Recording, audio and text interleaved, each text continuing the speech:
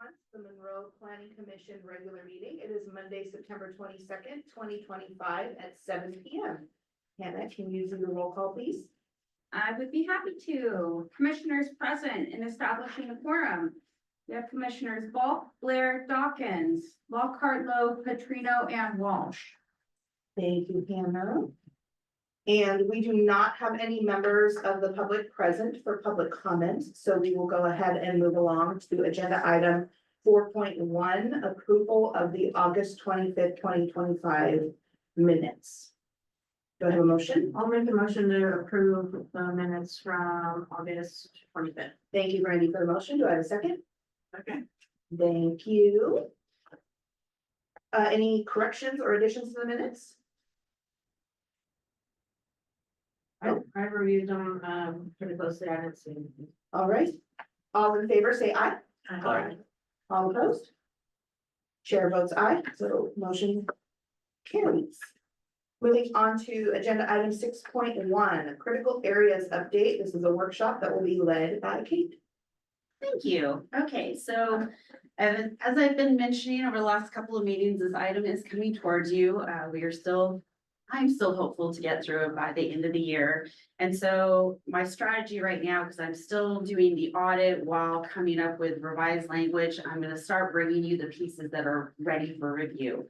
And there's really no easy way to go through this. So I'm going to kind of walk you through where I hope you can provide input. I didn't get any questions or comments yesterday or today or Friday or today. So I'm going to start with the definitions. I'm not walking through everything, but I do want to bring your attention to a few items.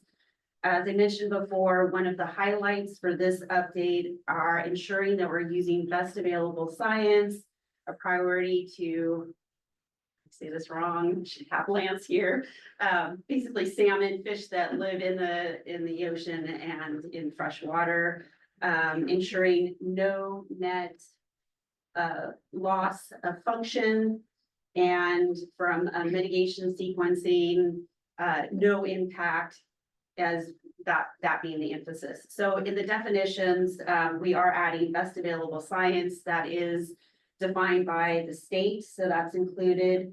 Another area that we're doing a correction, critical aquifers. So the last time we did an update between 2017 and 2019, this was kind of on the fringe. There's been an emphasis on this. In the city's comprehensive plan update, the analysis determined that there were no critical aquifer items in the city of Monroe. Doing my audit, I actually think that's a little incorrect. I was on the Department of Health website. We actually have 2 wellhead protection areas. Mr. Bacon has one off of Chain Lake Road, and then there's a secondary kind of south of the Department of Corrections. So we will actually need to adopt some regulations that are not in our current code. So that was another item I wanted to bring your attention to. And then the next really big one is, yes. On the south of the corrections, is that the city's own? No. Okay. No. So Tony brings up a great question. The city of Monroe used to have its own water source, but it got contaminated by cyanide. So we do not use that. We buy water from the city of Everett, and it was naturally occurring. So there was no bad behavior. So ours have been shut down. Yes. I was wondering, these definitions, are these definitions that are like statewide or federally accepted or from a dictionary? Like, where did these come from? So I started, I'm so glad you asked that, because I've been debating on citing the source. Most of them come from the Washington Administrative Code or the Revised Code of Washington.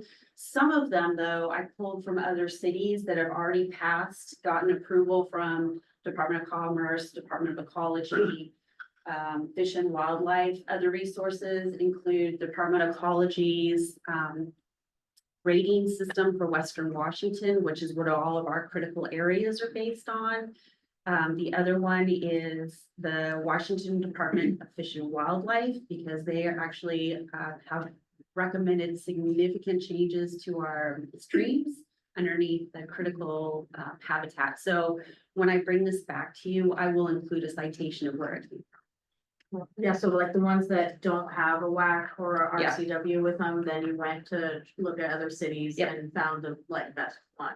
Yeah, Or a combo of one. well, the key being, they've already been approved. Yeah. Because that's part of the challenge is with critical areas, we want to do what's right for environment. It's a balancing, right? You want to do what's right for the environment. You also want to ensure we're protecting private property rights. We want to make sure we're accommodating housing. And so it's a balancing act. The city of Monroe has historically done what's needed, but not gone beyond. And so that's really why I've been looking at jurisdictions that have already been approved. It's defensible. Okay, and then the other one that I wanted to bring your attention to is the stream typing, or excuse me, it's called water typing. So this is an interesting one because in our definitions, we're still using the historic definitions, which are it's a number system. But if you go to the critical areas code itself, we've already transitioned to S, F, NP, and S. S is actually anything in the shoreline. It's shorelines of the state. So we have it in our definitions, but those regulations are actually in our shoreline master program. Yes. I was wondering what NP stands for. I know it says non-fish, but why is it? You know. I was looking at that earlier today. I will have to get back to you. Okay. Yeah. I will have to get back to you. So it's like all of these make sense with the S shoreline. Yeah. Fish, NP, non-fish.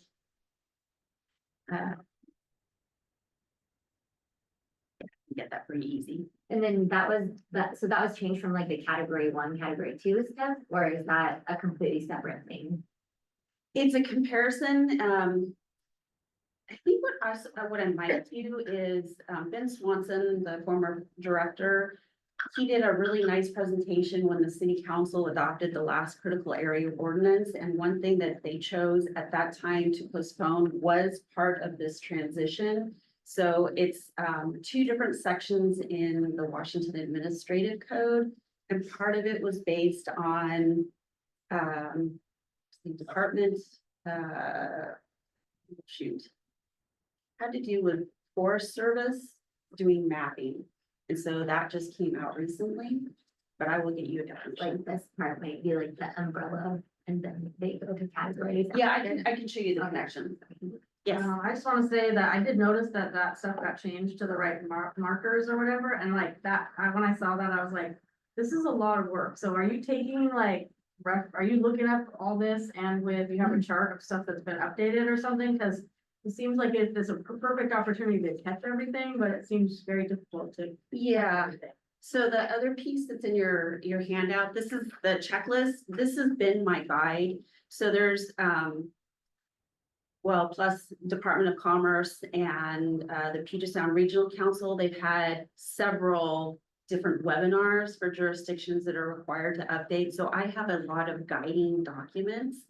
And that's why I call it an audit to make sure we haven't missed anything. So, good. To answer Kelsey's question, the key, I believe, is perennial. And because before it talks about how the fish, they may be perennial or seasonal, so the MP is the perennial, and then the NS is the seasonal.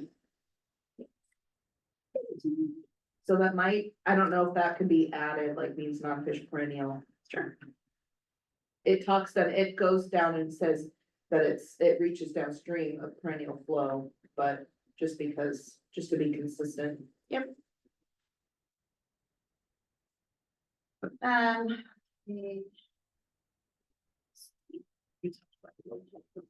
Okay, so those are the items that I really wanted to bring your attention to. Again, if you have any questions, please send me an email so I can bring it back to you or an answer at the next meeting. I will definitely have citations before you see this again. Yes. Okay, I had seen, I know this isn't all the way done, but I think we might have, it seems like this might have got missed, on page 6 of 39. The mitigation definition, it like trails off after like half a sentence. Noticed that. I'm So, like, dang it. okay, so that, I just wanna make sure you saw that, and then same with the shorelines of statewide state, significance yeah. definition. And then if we could, I have some other specific feedback for one of the other portions, but I forgot to write what the header was next to my notes, so Oh, I'll okay. send you an email on that Okay. one. And, can we look closely at 22.80.020, the rewrite, it says it's on page 10. Oh, I haven't gotten there yet. You're ahead of me. Okay. I was just getting through definitions. Oh, But okay, I yeah, I will, see. but I will absolutely. So the finish- definitions and then the rewrites. Okay. Yep, we're gonna get into that next. Okay. Shorelines of the state. Yeah, I mean, who's looking at that? I was eating my dinner. I'm like, dang it. There's a question too. Yes. On page, sorry. Carla was first, sorry. That was kind of my question, because I was going, I thought you were done too, so I was kind of going down, and what kind of my question was, when it skipped to the red, those are no longer definitions. And Yes, it's that's- right. Yeah, and I need, so starting on page 15, that is the code itself. Okay. So we'll get into I that. thought, I just wanted to clarify. Yeah. So where are we to right now? Definitions go through page 14. Okay, so getting into the meat of our code and some of the big changes, beginning on page 15. The purpose statement. I'm trying to fill in the things that provide a bigger picture or that are missing. That I believe are missing from our code that better represent what the state is asking us to do. So, for example, the applicability of other regulations, our code currently is missing the connection to the shoreline master program, which is a kind of big deal because the shoreline master program looks at critical areas independent of this code. So that's an example of the changes. Then going to best available science, again, this was a big emphasis for this update, and this whole section is not included in our code. Brandy, for this one, this is actually out of the city of Edmonds, although it was in two other codes that I was reviewing. So I'm like, oh, okay, there's a good example. Maps and inventories. So I think I mentioned this before, our critical area map that shows the wetlands and streams really has not been updated or refreshed since 2005. And so the regulations have changed, the bodies themselves, they don't move, they're constant, but the way they're evaluated have. And so I really wanted to emphasize there are a lot of other resources that are scientifically backed by other state agencies. And so that's why I'm adding on, ours is just a starting point. You need to look at these other sources as well. The one thing I will also reiterate multiple times is the city of Monroe requires a critical areas report. And we have a third-party vendor that is a scientific company to review that. So this is really reference to property owners. Hey, this is the starting point, hire a specialist. Any questions yet? Yeah, I really like how, like, on that first example, how you like made it more obvious what the purpose of that stuff is. I think it's clearer on your newer, updated or modified stuff. Okay. But this is 22.80.020. Yeah. That's where we're at now. The part I wanted to ask you about is the addition of C there. The reference to it is not intended to make a parcel of property unusable by denying reasonable economic use of the property. And that language, is that in there just to like be sure that you're saying, hey, we're not trying to be too hard on people, we're just trying to put the regulations that need to be here?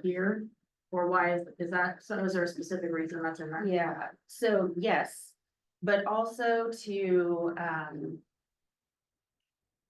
if you, as you get into, actually, I can't remember if it's in this group of information, but we also have reasonable use variance. So to me, this is how hey, there might be another option for you if these regulations are taking away all viability for your property. We don't want to do that.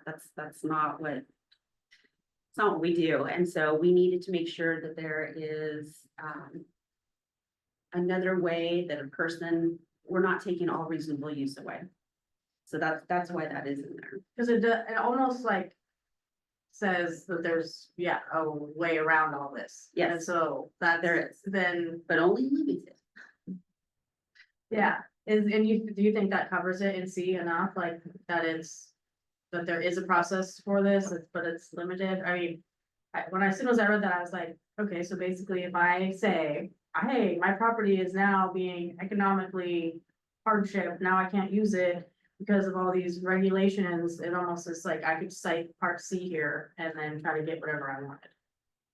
So you can't get whatever you want, but the city is not taking. We do not want to take all viable opportunity to use your property. We actually have a specific section within the code, which I don't think is in tonight's packet, but it is the reasonable use variance.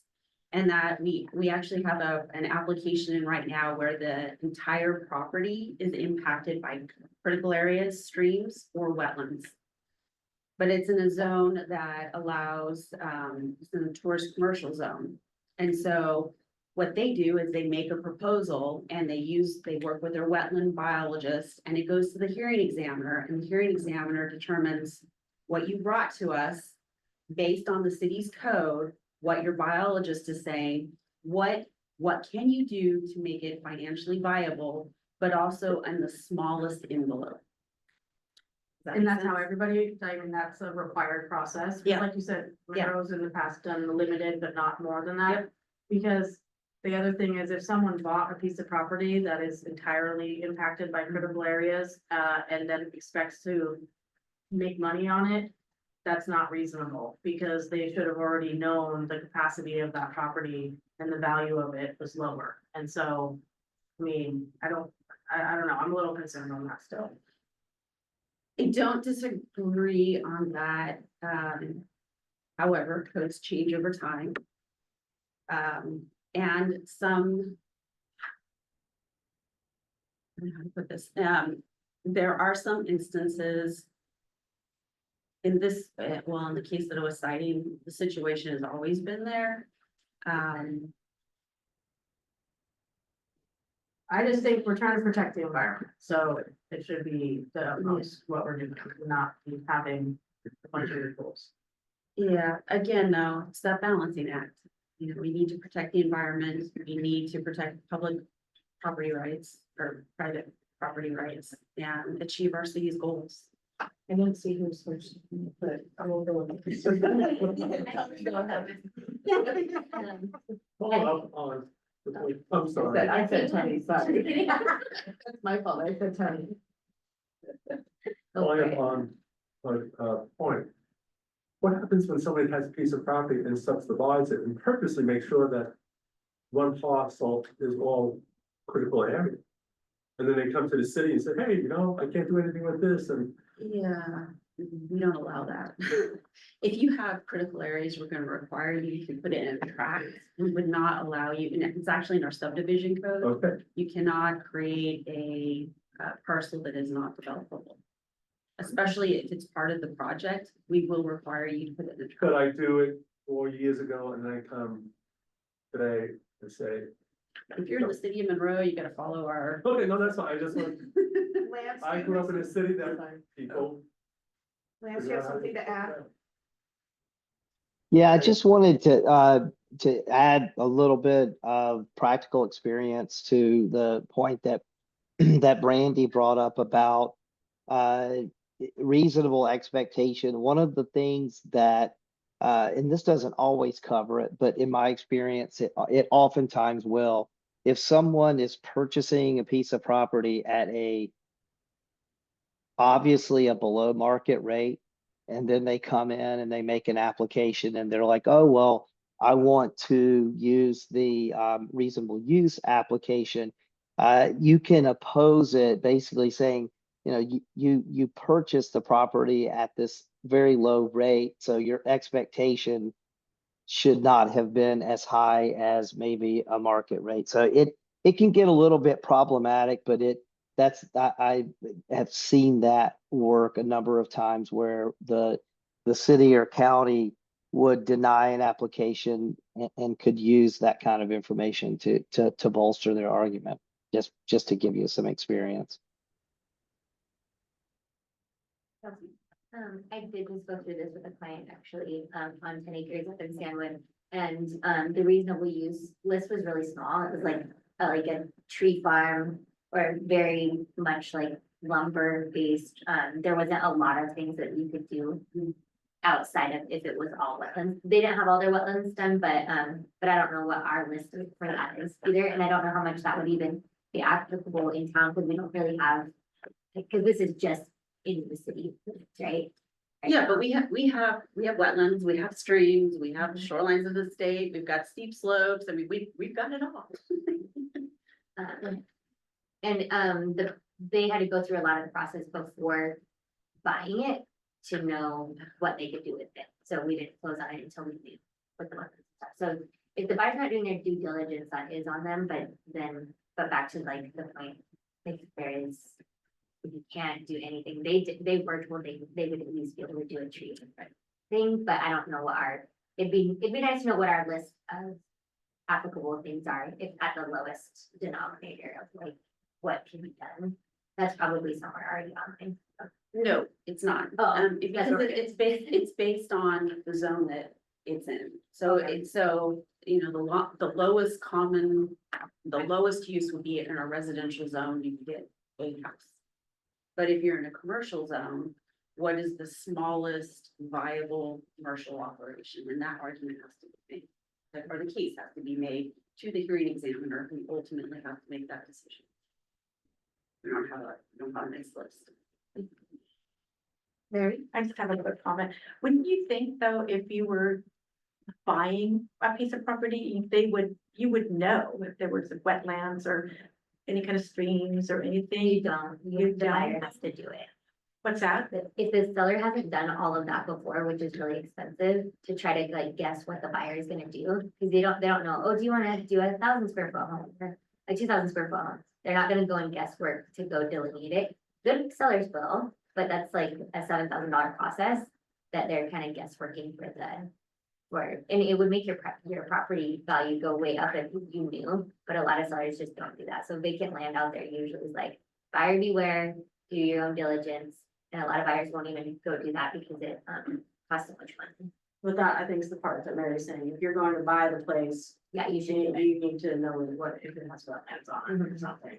Exactly, because, okay, so say for instance, I'm thinking of a place that you said, Kate, that is in town and I don't know how they did it, but, does have a stream and did have some fish go through it and, and I heard they're gonna start building there, but not sure how that became about, but I was just wondering, so there has to be some kind, like Brandy was saying, maybe they had a loophole or something in here for them to get that to that point, because, every time I drive by that piece of property, it's like, I'm interested to see, I can't wait to see what they put there, because where are they gonna put it?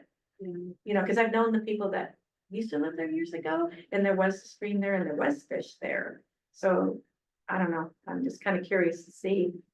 I don't even know how they even got permits, Yeah. but they did, so. I Is don't it know. really close to the stream? What, Is it really close to the stream? Because there's like usually 150 foot.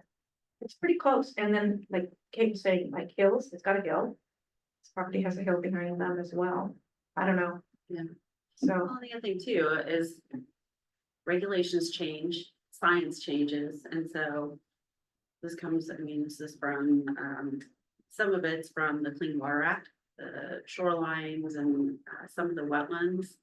That's in the 70s, right? So if those parcels have been around before that, and the city's been around since 1901, right? So, there are probably other lots out there that we're not aware of. The other thing too, the one that we're looking at right now with a project is, it almost appears that it was supposed to be a tract and instead it was a lot. And so those things need to be caught. You have an amazing team of planners right now. But, things happen. thank you. To clarify, not every stream or hill or whatever is considered for the area. Streams are, Everyone? the only ones that are not are man-made. And that's sometimes even, I wouldn't say 100%, because if there's fish in there. So that makes everyone, okay, so they are.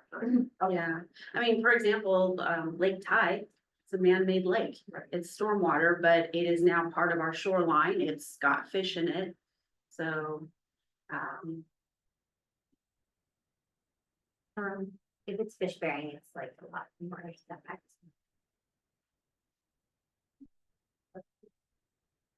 okay, Yeah. And of course, there's no, this is always good. the issue of it was built on the old code and it's grandfathered in. Correct. And you can rebuild a house as long as you stay on the existing foundation and such. So that when we see things like that, Monroe, 1901, so there might be something that's grandfathered in. Yes. I just want to circle back because I kind of started this rabbit hole, I think, but my main point is if we can help to protect the environment with our language in here. I know there's competing goals of housing and this and that, and I know the thing she's citing is not an old thing. It's not like, I understand the grandfathered in thing, but we have the opportunity we're growing still, where we have, you know, probably another 20 years that is gonna be the next crucial amount of growth. We're gonna be done. So if we don't protect the environment now, we won't have anything left by the time it's done. So I just wanted to point out that if we have abilities, I think it's our Imagine Monroe is beauty and goodwill and all these things. And so I think that our community has told us that they're interested in protecting that stuff. So if Monroe has the ability to be any stronger with the language, I would support that. And I think that's what the community has told us as well. Agree, but we cannot take away all of someone's right to do something with it. I agree. We're saying if we Yep. can, as strong as we can Yes, be, we which should I do think- that. There, limited flexibility. Yeah, that part, the beginning part, it says that, but the rest of it seems like you can do whatever you want. I agree with you, Randy. And then also on that note, on page 4, for modifying the critical areas definition, when we take out the word recharge areas and make it just potable water, is that like, make it go way, way, way smaller in what it's covering with on Which one is it? page 4, the critical areas definition, you're adding used for potable water and then cross out recharge areas. Is that, if we were looking at something, would that make that go smaller and because it's just for water that you can drink? Actually, no. Yeah, we actually have to address both. They're a little bit different. And that's covered in the Yeah. rest of this definition? Yeah, and when I bring the new regulations to you, you'll see the difference. So it used to be like you only had to worry about wellhead protection areas, sole source water supply, but there's actually a new requirement about those recharge areas, which is like the low part of the road, so we're gonna have to look at it. And that stuff that kind of goes into the river, so that's good, like being protected. Yeah. Okay, let's see here. So we talked about purpose. Again, the applicability, we've already touched on that, just making sure that we are appropriately talking about other regulations such as the Shoreline Master Program. Moving on to page 16, again, that's the whole definition of how best available science works. On page 17, the maps and inventories. And this one kind of where the conversation we were just having, I think this additional language should help us. Because on the Washington Department of Fish and Wildlife, they have some much better mapping than we do, especially when it comes to priority habitat. And then Department of Health, like I was just mentioning kind of at the beginning, they have better information about the aquifers. Yes. For page 16 about the invasive and noxious weeds, I think that's awesome that we're gonna be able to have like a section that can already be taking care of that, because I know that stuff is really hard to take care of, but I think we need to be really, really careful on what's able to just happen, because I know if you just hack up knotweed, it makes the problem way worse. So we're not obviously done, but is this section going to be emphasized on, or like bigger every. It said to be remove stuff with hand tools, and some of that, I don't think. So this is first draft. Right, So this is exactly, if you have I missed the first one, so I'm not sure what one we're on. very first draft. This is the first time you guys have seen any of this. Okay. So I know you had personal experience helping, wasn't it with Monroe? I've tried to figure out how to have our city deal with it, but, because we don't have anybody that can inoculate them or the herbicide, it's not happening. So these cannot be taken out with hand. Yeah, so that actually is so what Kelsey is talking about is section 2280-080 protection and mitigation measures. So, there are other communities that actually have, a section about chemicals. It's very limited, but that's something that we could look at adding, especially to go after something like a knotweed where it's not coming out. Just to give you the background on this, we get questions all of the time on blackberries are growing out of here. I have a tree that's coming down, but our code is silent. And so basically all we have is, well, this is the critical area. And it's always, not always, generally in newer subdivisions or established subdivisions that have critical areas. And it typically happens as the season we're coming into when we get the rain and the storm. And so this was a really big opportunity for our department to be very upfront.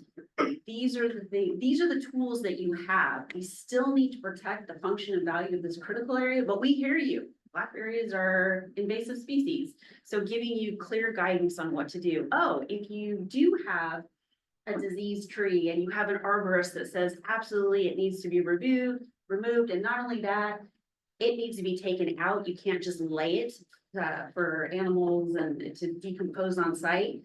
Here's the replacement requirement. So this is all new, and this is really because this community, this is a common question that we get, so we wanted to make sure that we're addressing it.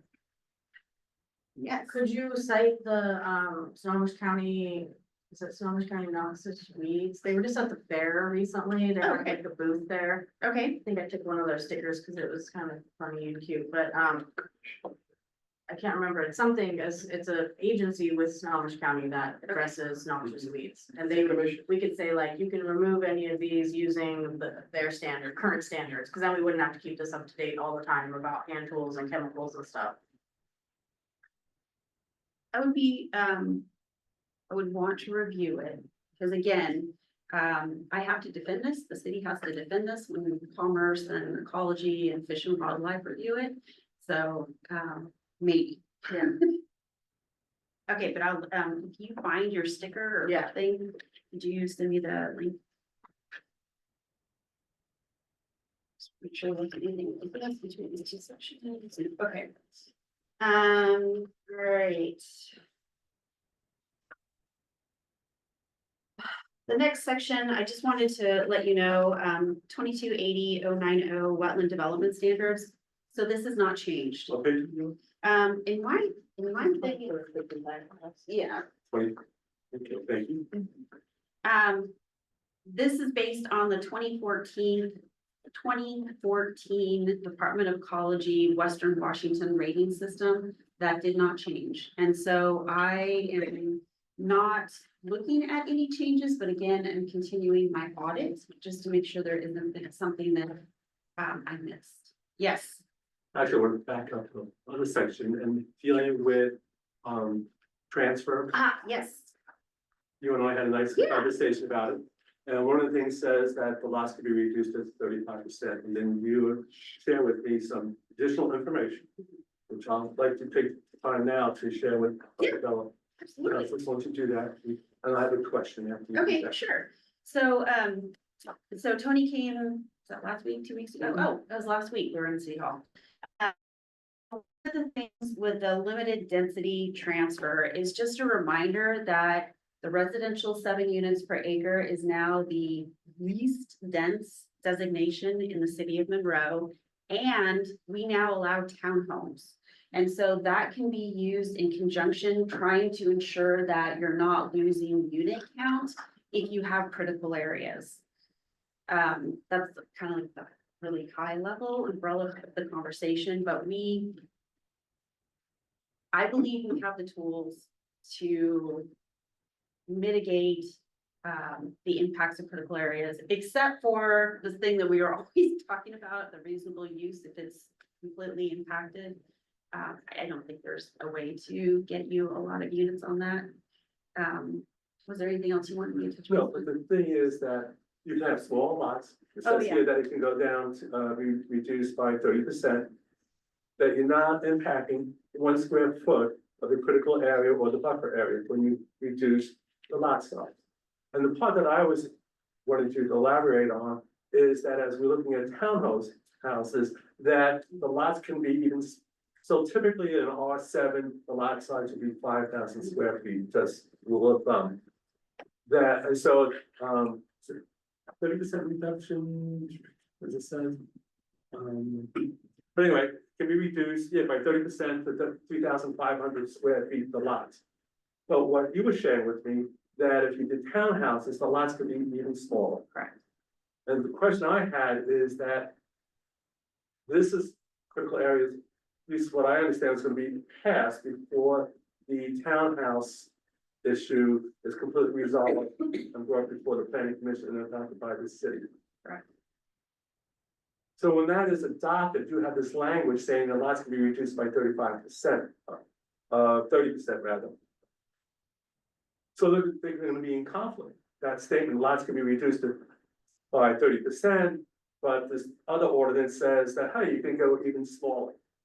And I guess I was hoping that when we rewrite this, anticipating that taking place, that we don't have that conflict in language where someone who opposes the development says, you can't do that because it says here, the lots have to be reduced by 30%. And even though the developer, the city might win in the end, it does delay the process when you have conflicting language. And even if someone doesn't bring it a challenge, it's someone saying, oh yeah, that developer must pay the city because I read the code and it says the lot can be no smaller than 3,500. Right. So as you process this, have conversations on how we can change that language in anticipation, that new ordinance, because I think for myself, once we're not touching a square foot of buffer or critical area, we should have the greatest density allowable underneath the underlying land use. And what the other thing happens, if you're doing townhouses, that meets our goal about little housing at the same time. So I think it's a really great way for us to balance ensuring that the critical areas and the buffer zones are not touched, but yet we have greater density and more mixed housing. And with the annexation and agreement of the Monroe 30, we already know that the city council is looking at that to have more townhouses in that kind of thing. So anyway, that is, I think, is a real important point. Yeah. Thank you for bringing that up. That will be addressed in volume 2. Okay, If we're still like around page 17. Yeah.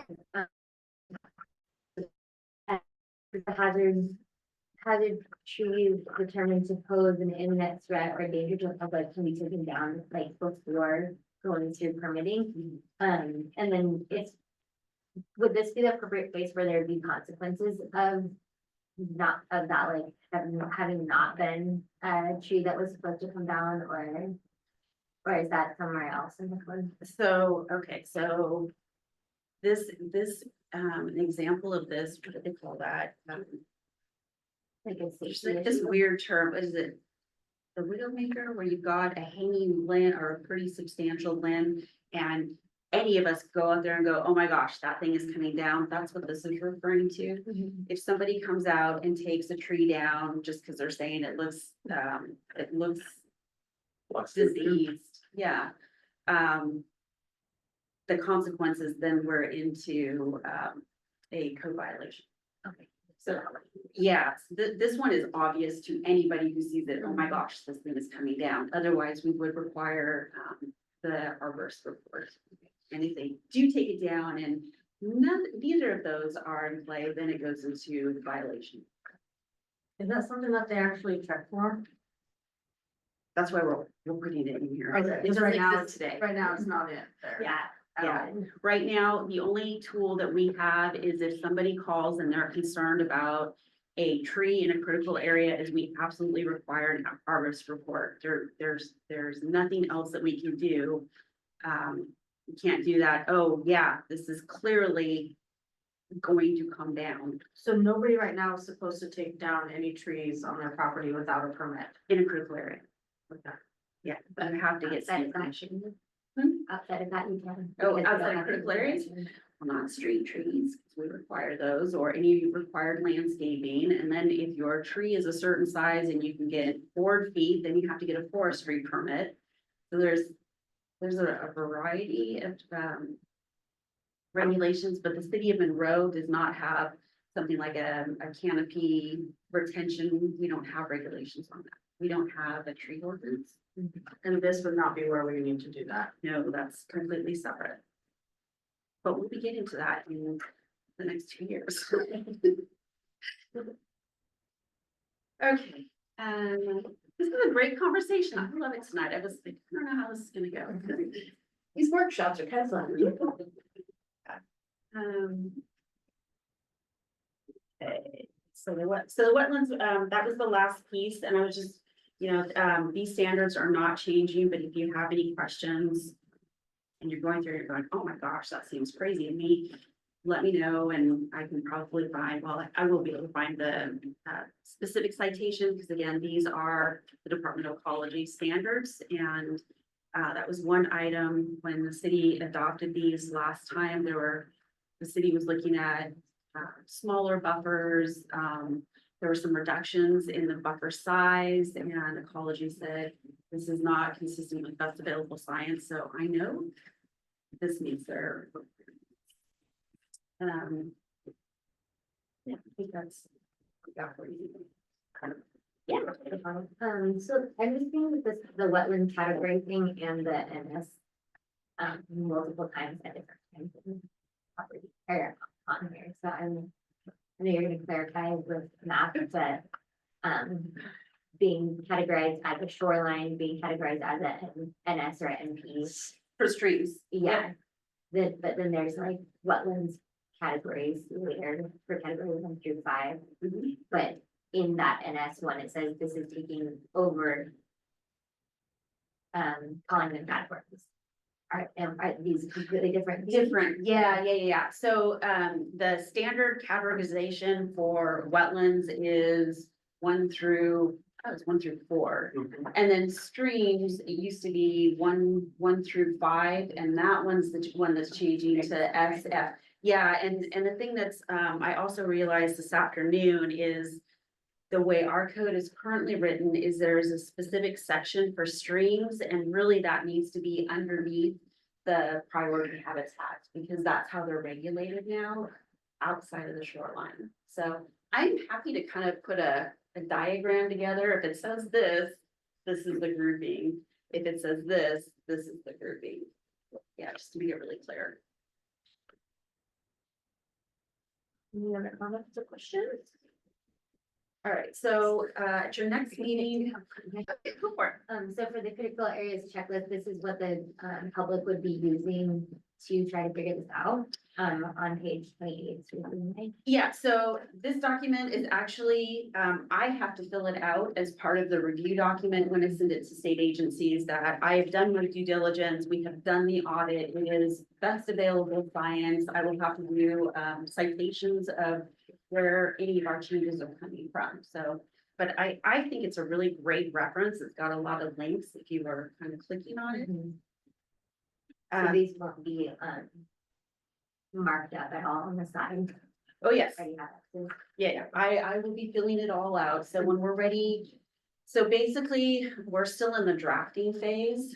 And so when, kind of like the permitting, once I get this pretty solid in the draft, then I will fill out an environmental checklist. We'll go through and do the formal review process, which includes me sending this to the state. They have I learned I don't have to give them 60 days, review for, code amendments. I can't remember what it is, but this will be part of that giant package that comes to all of you for the public hearing. Okay, this is the checklist for this chapter, not for, It shows the state as well as the public how I've done my due diligence. So I will be filling out this column on the side. And so you all will be able to follow, this is where the city of Monroe is pulling this information. This is my document. this is what the public taking this to get their land figured out. Yeah, no, that's That's what the what this regulations is are. really confusing. and Really. Yeah. Okay, that makes sense, thank you. Tony has a question now. Yeah, The first line of defense for preserving our critical areas and wetlands is many times it's the homeowners associations. And I've seen them be very successful. And some of them not be very responsible, or they don't have the resources because the fees they collect from the homeowners are not sufficient for them to maintain the signage and such. Are you satisfied that we have enough to ensure that the homeowners associations can meet their responsibility? And in your review of other cities, have you seen anything that you found attractive that we maybe should adopt? so other jurisdictions, I'm gonna start there. Most jurisdictions function very similar to Monroe. We are the regulating agency. We don't really tell you how to run an HOA, but we tell you might need one if you have common space. We do not tell you if you have to collect dues or not. The only thing the city can do is, these are our regulations, you follow them. If you're not following them, then we're into a code violation. And if you have a defunct homeowners association, then we are reaching out to every single property owner, because typically you have 1% of the common open space. I have not seen alternatives. I mean, the only other alternative is the city owns them all, but I do not believe that is in the best interest of the city or the taxpayers. One question I do have, a follow-up question, is that you just shared that there's no way the city can oblige the homeowners associations to charge a fee. That is correct. Yet we are asking them to perform functions where they would need financial resources to carry them out for the lifetime of the wetlands and such. So we cannot even to say, hey, you need minimum fee, here's what we're requiring you to do to maintain those, and every 10 years, we put a new sign in, we cannot compel them to even have a minimum fee. Nope. Okay. I don't know. Lance, you still there? No. Yes, I am. Yeah, I mean, do you have any other thoughts of the concern? Because it's not just critical areas, it's also stormwater vaults, it's low impact development. If the city is requiring a homeowners association to, one, be created, two, establish the CCNRs, three, remain compliant, have you in your experience ever seen where a city has any authority over how an HOA is managed? No, and you know, there's actually specific state law about how HOAs are created and sort of the rules and regulations that they have to, as an organization, ethics and whatnot, and financial. So the city doesn't really have any oversight over that. It's a challenging situation. I Because they don't disagree. So if they don't comply, Mhm. keeping up the signage, blah, blah, blah, then it's also difficult for the city then to go after all those individual homeowners, which is the end result. Correct, When a homeowners association fails to carry out their responsibility correct. as a homeowners association. Thank you. If they don't comply, then the city can do a zoning violation, right? Yeah. Like as it happens. So then that would go to the homeowners association. Right, but that's that's kind of the point of Tony's question. If your homeowners association exists in theory, but is not maintained, and the neighborhood basically says we give up, we can't get people to volunteer, the city would have to go after each individual property owner because there's not an active homeowners association. And in that instance, it can be very challenging to ensure compliance. And they kind of do that with like condos and stuff, when something happens, then they tack that on when you sell the property to be a lien on the property. I can't really see Monroe having enough like staff to be like, okay, everybody gets this much, but I feel like it seems like it would be built into the HOA already. Right, but that is assuming that you have a functioning homeowners association. There are several in Monroe that on paper, they exist, but the reality is there's no organization there. They have no financial stuff like that. Well, they might exist, but they can't get the homeowners to vote to increase the fees that allow them to carry out their responsibility, even to when they have a playground where that needs to be repaired or replaced, they cannot even get them to raise the fees so that they could put a new swing set in for the community. Okay, So somehow I feel like that should be on the developer, because if they're gonna be making this critical areas so that they can sell these homes, it needs to somehow, I know you're saying we can't, but that really seems like the developers are benefiting from cutting up this land and basically almost polluting it so that they can make money. Well, there needs to be a buffer there. To maintain it for, 15 years or whatever. My question gets to that, the developer has been responsible.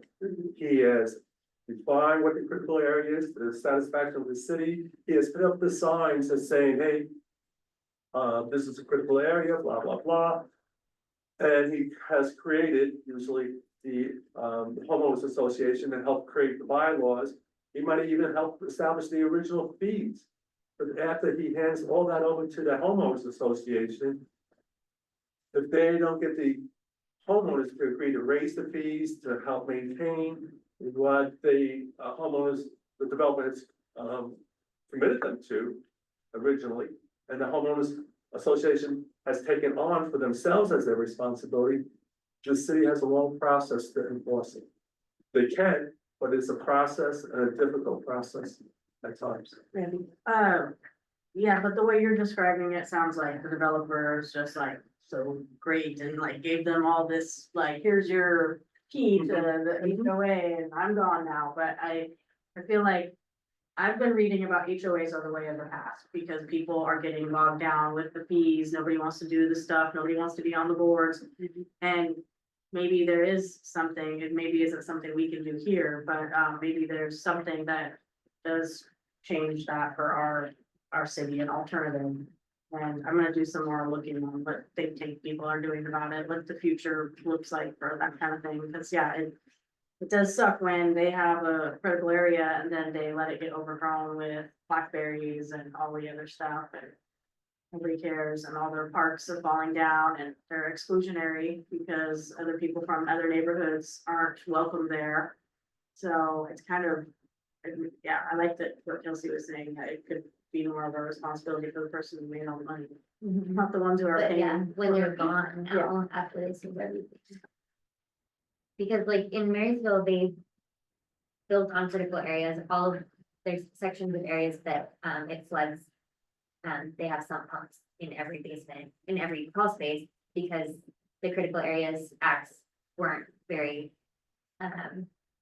stringent back then, like in the 90s. And so sold houses back up there that they're like, yep, this is on a swamp and you have to use your sump pump during the rainy season constantly, and half of the neighborhood gets backed up. Not into the house because it's high enough foundation, but it's like the developer benefited from that and all the homeowners. So yeah, I don't know what the solution is, but let's look into it. But we are doing the fee simple stuff for like the condoing things, to where these things aren't run by an HOA, but then now I'm wondering if that's gonna be the same. Results.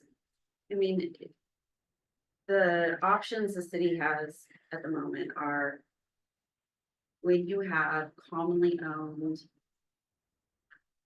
parks or critical areas, storm ponds in there, the only alternative that I'm aware of today is the city owns it, and that is very expensive for the city and the tax owners, so if you find creative solutions, I am open. My purpose was not to, this is just to raise the question, Yeah. to sure people are aware of, that's one of It's the an interesting shortcomings.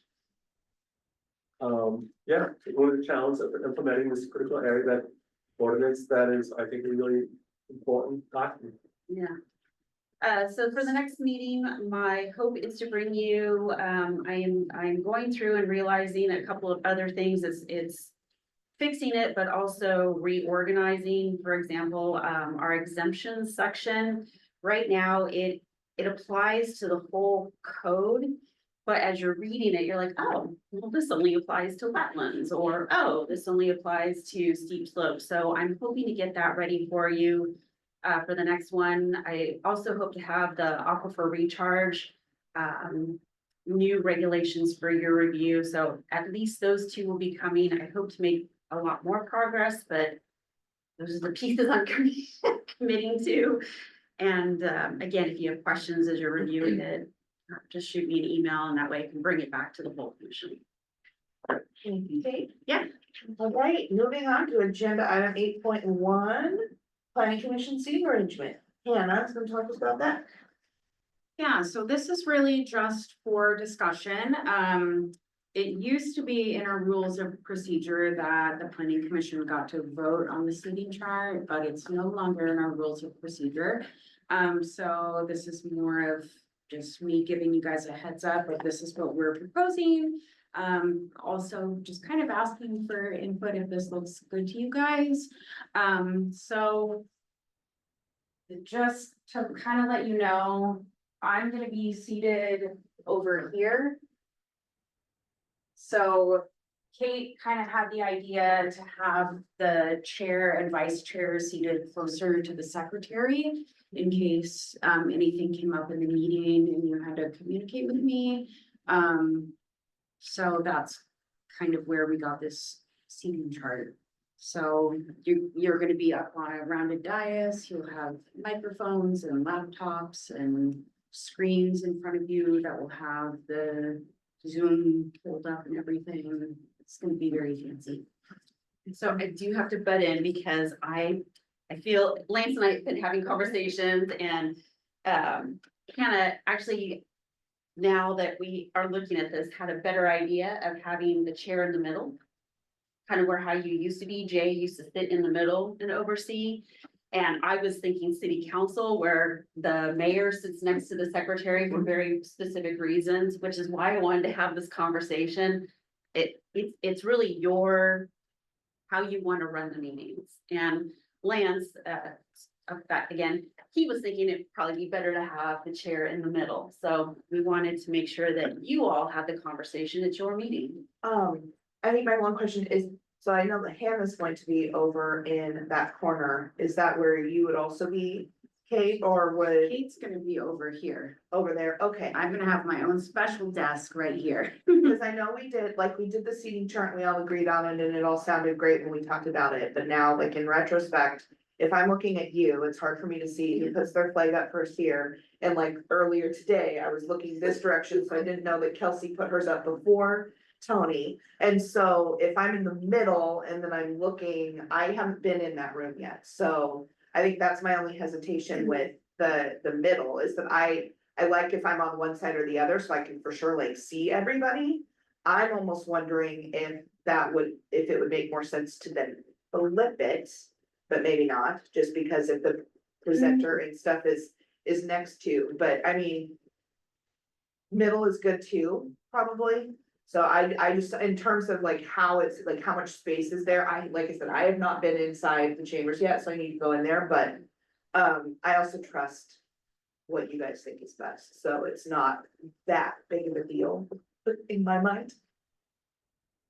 I do think Kelsey was first. So yeah, where is everybody else? You'd be like, kind of down. So I have a desk And Kate right and here that's a little in the lower, Public. and then there's staff like- desks here, and then there would be a podium here for the public to comment, and then the public would be seated over here.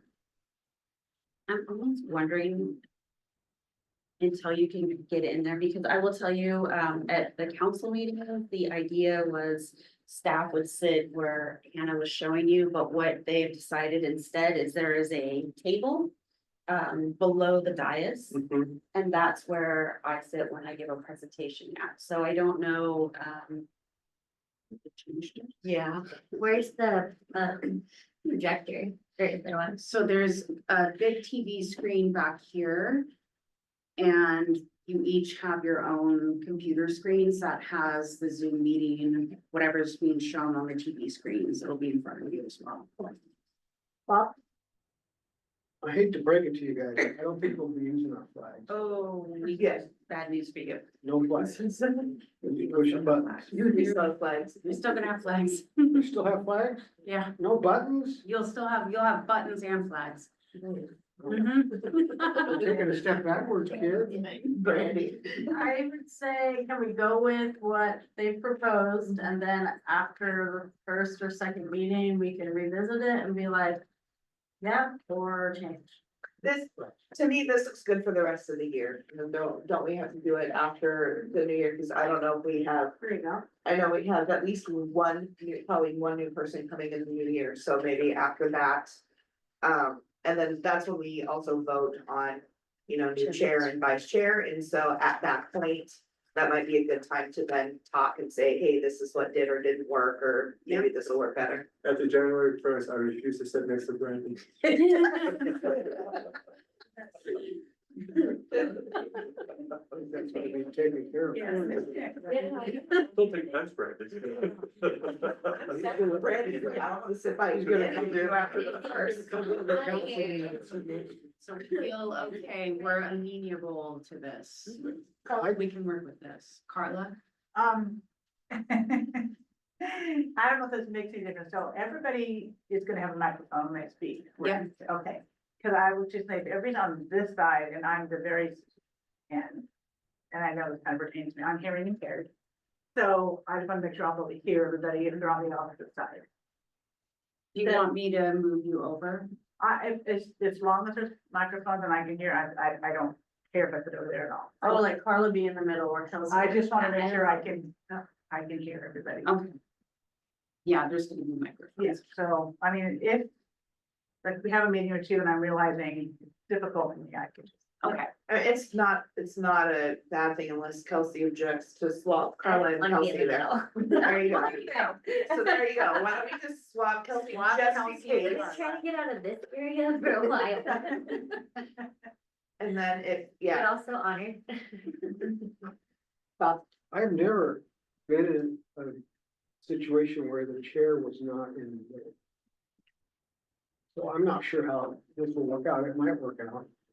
But all my other experience has been the chairs in the middle, and vice chairs to the right, as you face the dais, and it's always good.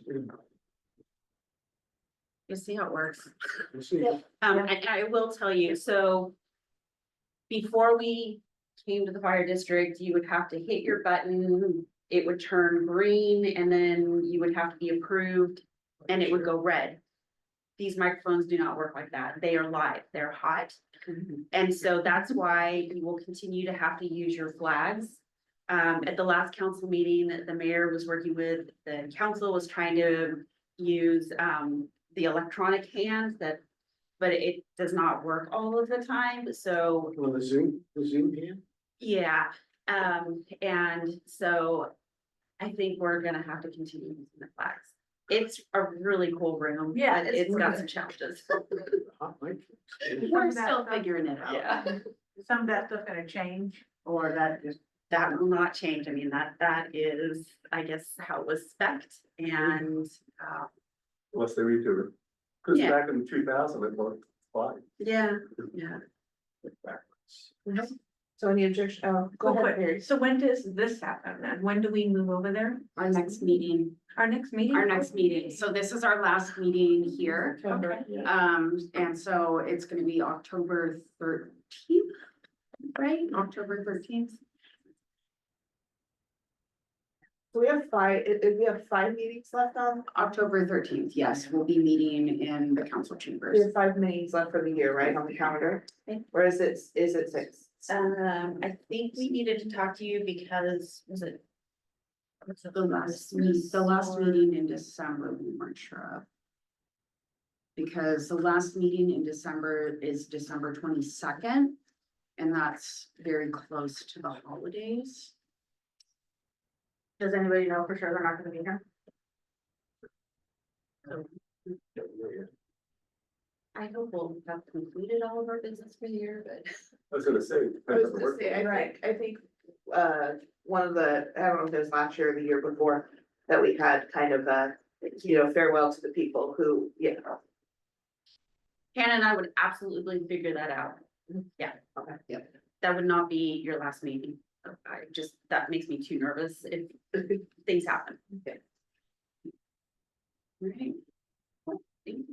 Okay. Moving on to agenda item 8.2, this is also Hannah, who will be giving us an update on the community development August 2025 monthly report. That's just up. Yeah, not too much to report on for August. We'll run through the pre-application meetings. So Snohomish Regional Fire and Rescue are coming in for a new fire station. This is the vacant lot that's behind Coastal. That's next to where you'll see cattle sometimes back there. Yeah, like at Oaks and Woods Creek. Oh, Oak Street, yes, yes. Yeah, so Somebody they're says actually it's in. Yeah, they're actually in for site plan review for that project right now. Do And they have the, to update Oak Street? yeah. Nice. And then Monroe Woodsland plat, came in for a pre-app for grading of an open space tract. Our project highlight was our National Night Out outreach. We had a booth there. Who are those staff in the picture? I mean, I recognize the planner, but I don't recognize. Yeah, so we have Xiao, who is our plans examiner, and then Stacy, our building official, Amy Bright, our planner, Katie and Jennifer, our 2 permit techs. So we had a lot of building department repping for National Night Out.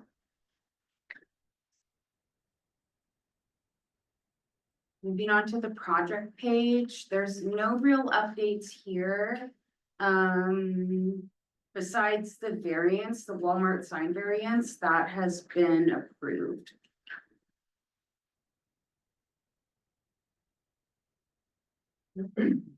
Moving on to building.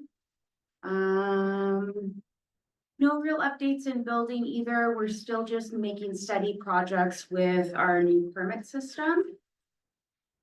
And Kevin in code enforcement is still working on temporary signage, working with politicians, making sure everyone's in compliance with those. Here are the new business licenses.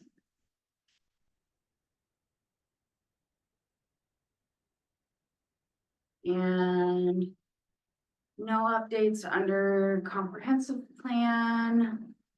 Oh, yeah.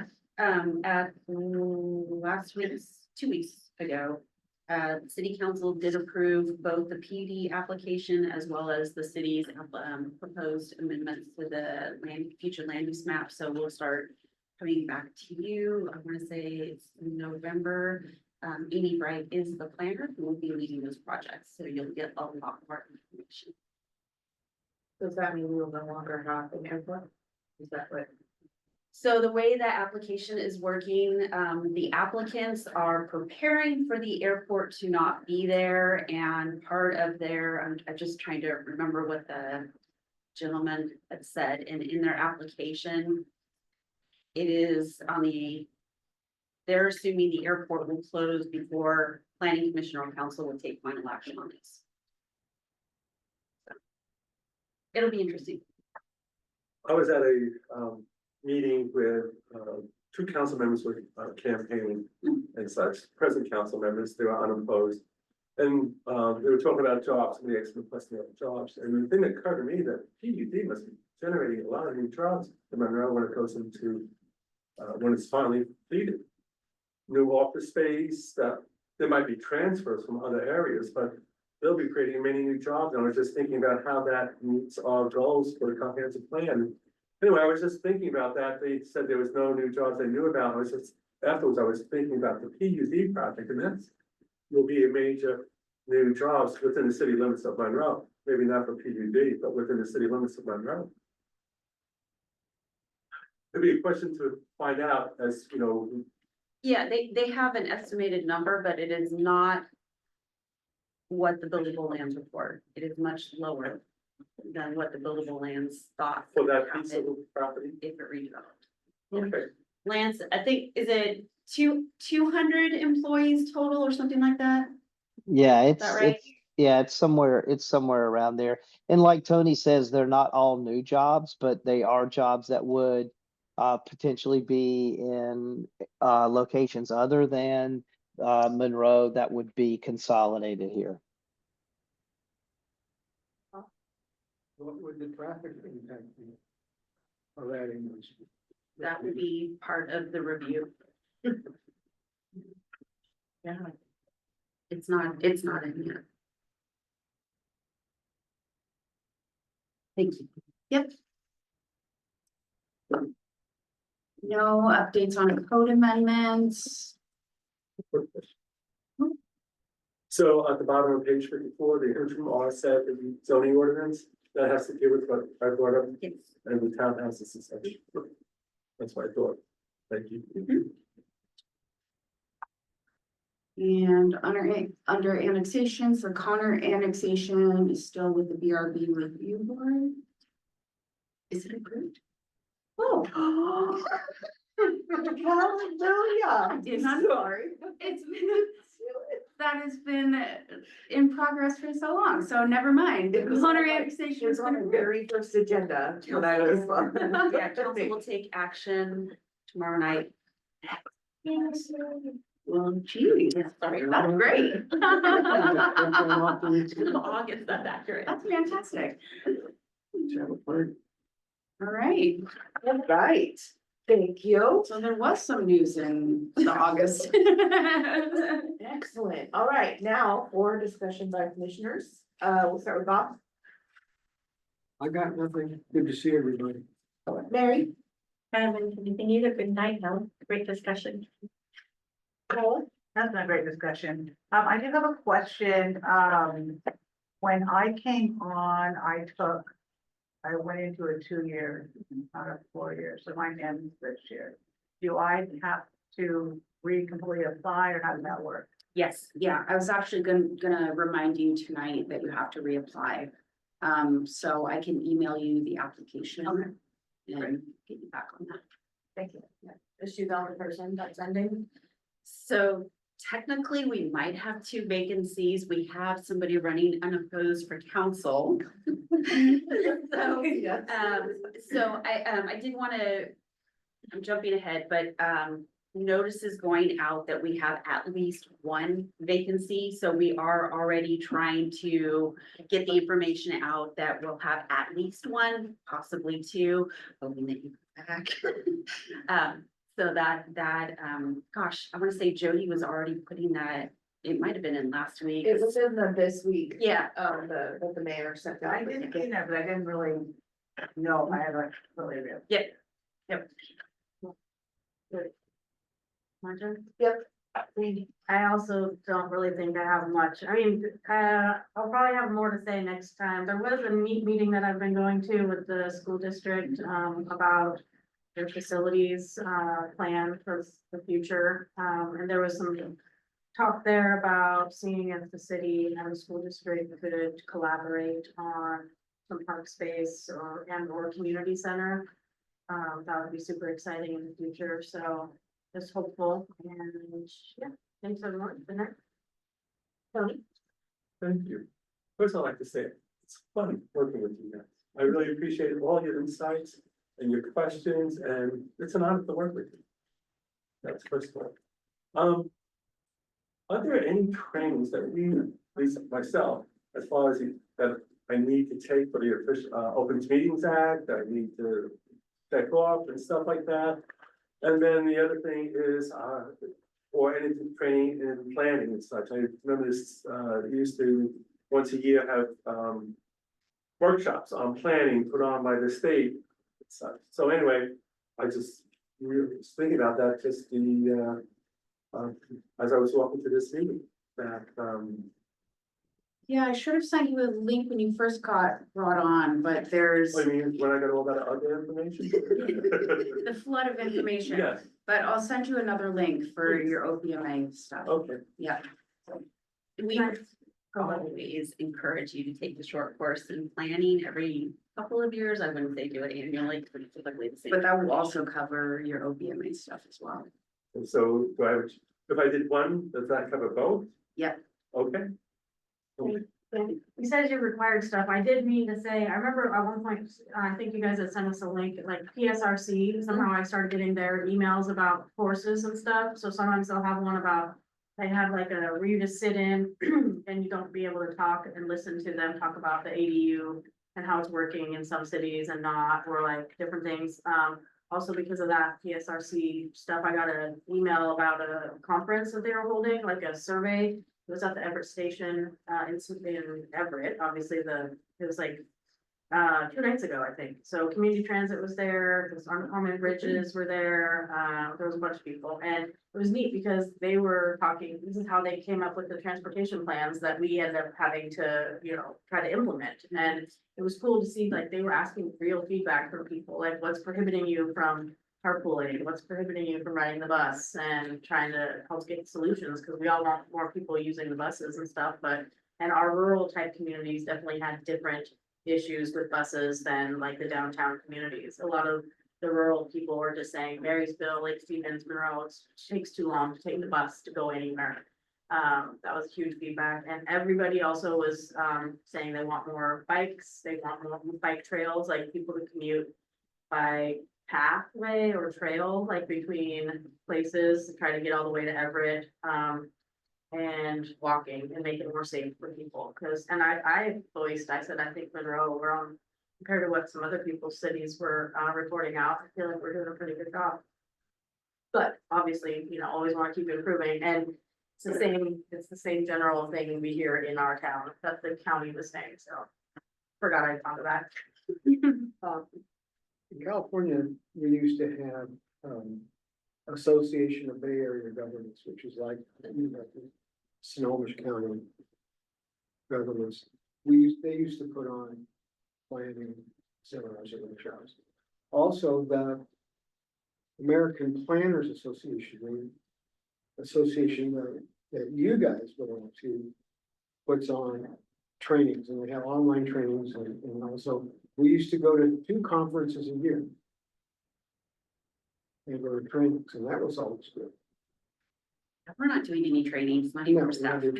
But we also did summit meetings. We used to get together with all of the planning commissions in our area. All the city planning commissions would get together and have like a get together to talk about regional issues. And that was always fun.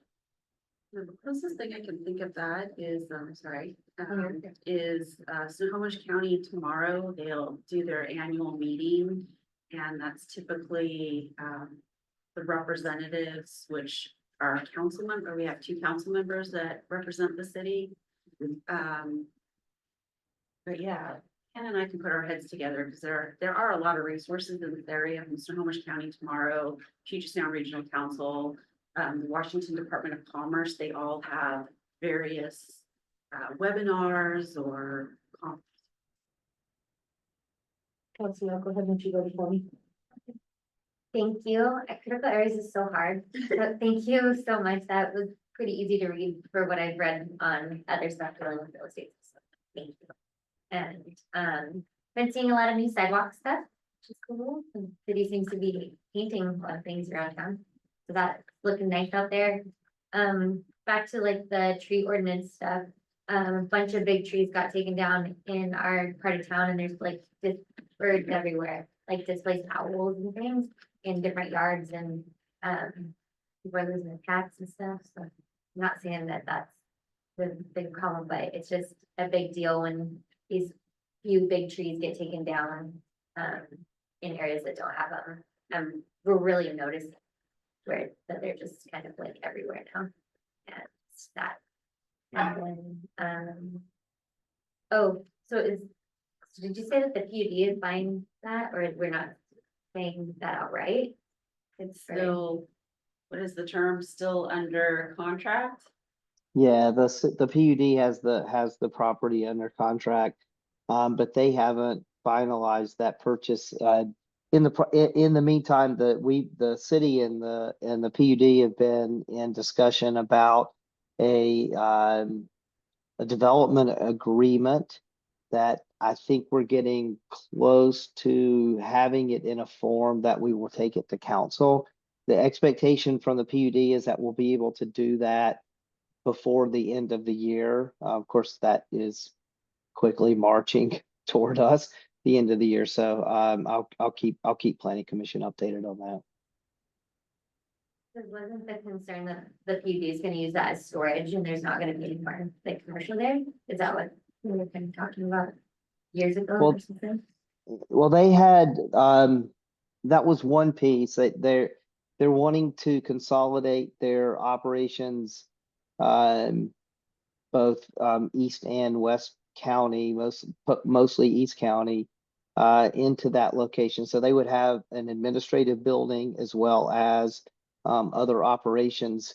And part of that includes the storage of materials. And we did have a director's interpretation that was issued that declared or clarified that outdoor storage, and our code is a little interesting in that we differentiate between indoor and outdoor storage, which was something that the city did a number of years ago, and that outdoor storage is not allowed in the tourist commercial zone because it's a use that is specifically called out in our land use table. The PUD appealed that director's interpretation. The appeal went to the hearings examiner, and the city did prevail in that outdoor storage is not allowed in that zone. So to post appeal decision, the city did clarify with the PUD that indoor storage is within a structure that constitutes that is made up of 3 walls and a roof. So there can be one open side, and so that is what they intend to do. I can actually send out, if the planning commission is interested, the draft site plan that the PUD has submitted as a part of the development agreement. It's all public information, but I can send that out to the planning commission so that you can take a look at it. And just be aware that the development agreement is a document and an action adoption of which is doesn't include the planning commission. It actually it goes straight to city council. So this is not something that's going to come before the development agreement will not come before the planning commission for your review.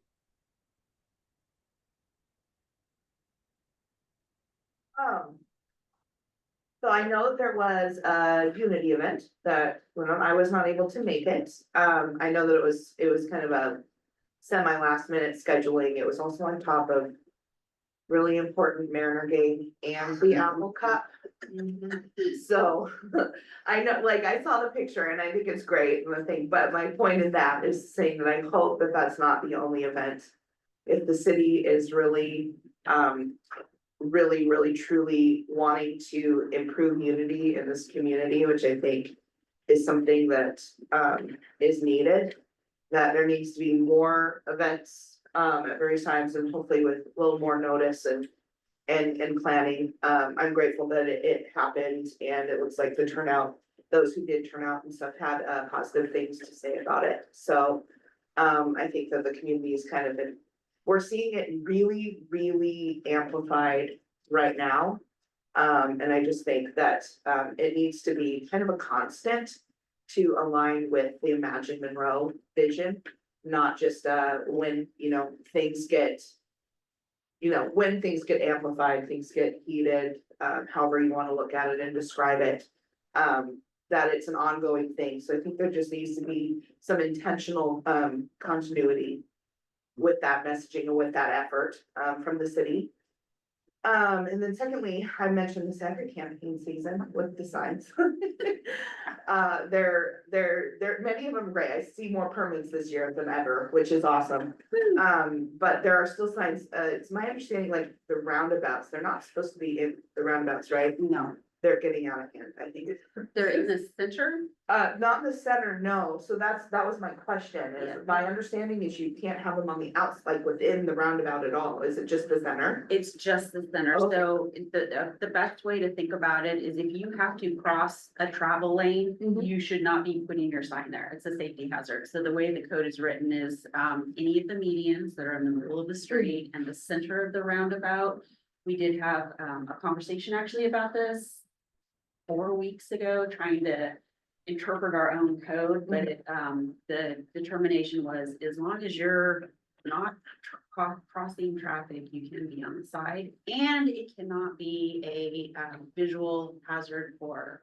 That's my question, is at least the ones down right below Tester, they haven't lined up that way. In recent years, I know of, say for some stragglers that usually disappear quickly. Okay. They're usually further back towards the bushes. Okay, Which I do know it's hard to stick those, signs in that ground there, so that grass is an easier place. okay, But that, like, I've seen every time I come through that roundabout, I feel like, and I don't know if the signs are playing any role, but like they stand out to me when I'm coming off of 522, and so I just question it.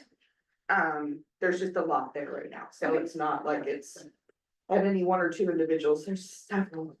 It's just, they keep stacking, it's just escalated quickly, and that's what happens with any sign. I mean, it's not even just campaign signs, so just wanted to make comment of that. Otherwise, we have, I think, one more next week as fall, we transition into fall.